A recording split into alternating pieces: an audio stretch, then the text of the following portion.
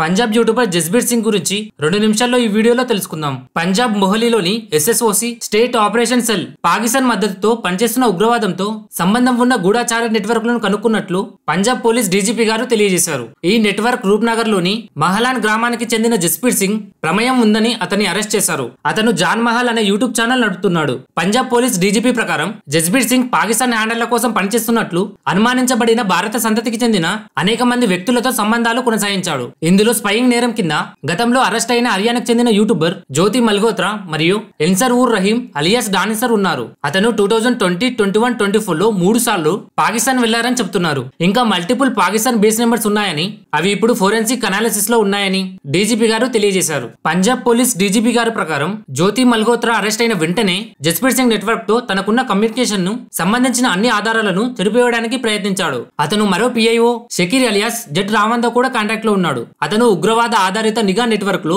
కీలక లింక్ గా భావిస్తున్నారు. మొహాలీలోని SSO లో FIR నమోదు చేయబడింది. గూఢచార నెట్వర్క్ పరిధిని గుర్తించడానికి ఇన్వెస్టిగేషన్ కొనసాగుతుందని పంజాబ్ పోలీస్ డీజీపీ గారు తెలియజేశారు. ఇంకా ఏమన్నారంటే, పంజాబ్ పోలీసులు జాతీయ భద్రతను కాపాడడానికి దృఢంగా కట్టుబడి ఉన్నారని చెప్పారు. అరెస్ట్ అయిన జస్బీర్ సింగ్ జాన్ మహల్ వీడియో అనే యూట్యూబ్ ఛానల్ నడుపుతున్నాడు. ఇతనికి 10 లక్షల పైగా సబ్స్క్రైబర్స్ ఉన్నారు.